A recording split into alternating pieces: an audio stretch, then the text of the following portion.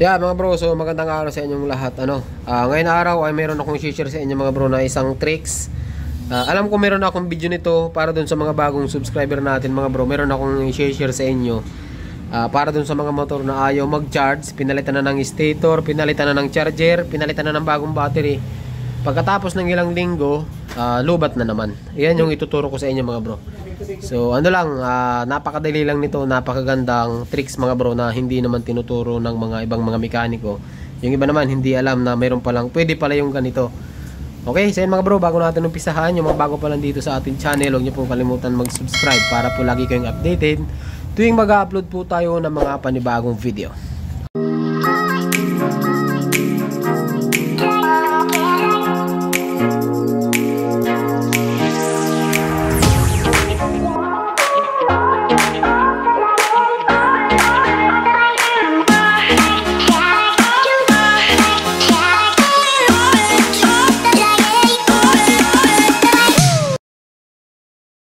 Siya nga pala mga bro, ngayon araw ay home service po tayo. Ang unit natin ay Honda Wave 125i.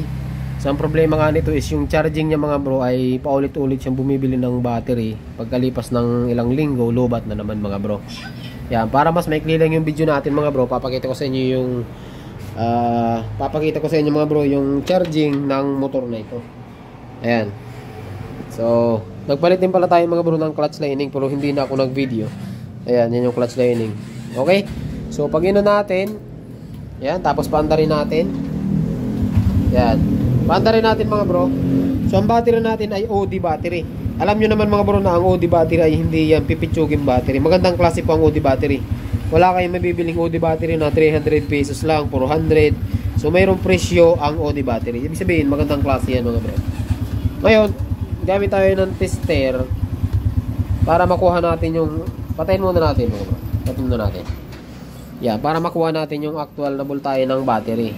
Yan, yun natin Ay, sira na kasi mga bro yung test probe natin eh. Alin? Yan. Yan mga bro. Yung voltahe natin, yung ano yan? Hindi ka mahirapan. Ano yan? Yan. Meron tayo mga bro. Bagong. Tunay ba yan? Legit ba yan? Okay, maganda. Yan mga bro, meron tayo dito test light na may voltmeter pa. Yan.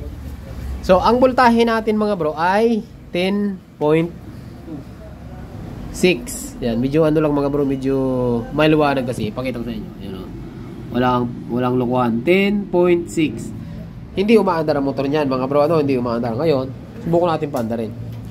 Pag binuksan, naging 8 volts na lang. Grabe, makabawas. Grabe makabawas mga bro. Ayan, 7.9 na lang 7.9 na lang Ngayon, paandarin natin. Ayan. Paandarin natin mga bro. Agad. Yung taas. Tunay ba yan? 26 volts. 27. Ano po? 26 volts na kabaliktad. Di ba? Try mo nga dito, baka okay na 17. 26. Try natin dito. Galing mo pala ito mag-charge. 26 volts. Yan, malalaman.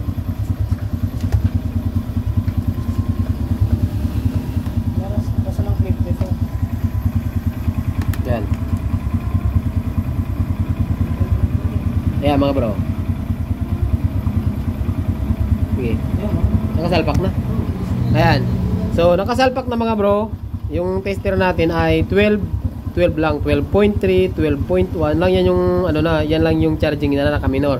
Ang problema pag ni-revolution yan, try mo yung bro. Patras. 11 na lang 11.7, 11.8. Dapat mga bro, ang normal sa motor habang nire-rev nyo, dapat lalong tumataas. Ba't nagkaganito na ito, di ba?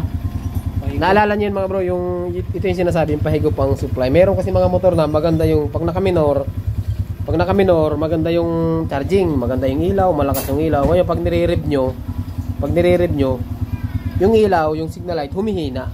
Ayan, ito mga bro yung tuturo ko sa inyo.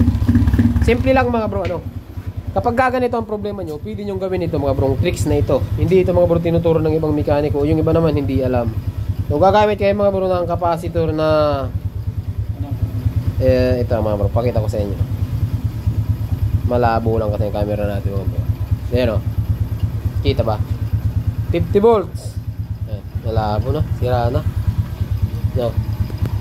Yan, kitang kita pala eh.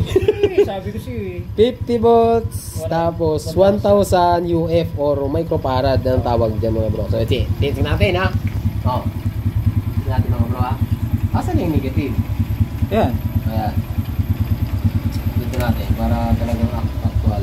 Lilipat ako. Dito natin. Oh. Kita ba to? Pagganyan natin. Yan, ako na. 12. Ay, 12. 8. Bumaba eh. 6, Hindi kasi ito nakakadikit. 4, 3, 2, 1. Anong bomba? Ginawa ko naman. Ayan o. Hawakan ko. Ayan na. Ipakita natin ito. 12.1. Walang capacitor mga bro. Ngayon, ito mga bro, meron tong polarity Ito kasi itong tinatawag na capacitor. Meron siyang kulay itim yan. Iba-ibang kulay niyan. Ito yung liner na puti. Negative yan. Sa kabila, wala yan Ibig sabihin, kabilaan. positive yung kabila. Positive yung kabila, ito No. negative yung may puti. Yung may puti, ito yung kulay green, kinabit ko. Ano lang, dalawang wire lang, positive, negative lang. Hindi pwede magbaliktad mga bro Ito ay negative, kabit natin sa negative. Ng battery.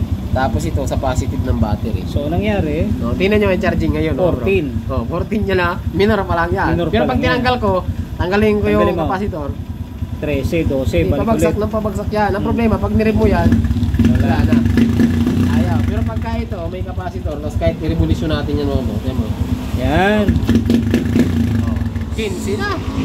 So, ibig sabihin, Ibig ang sabihin. purpose ng capacitor is bunker. Yan, para siyang booster mga bro. Yan. Yan.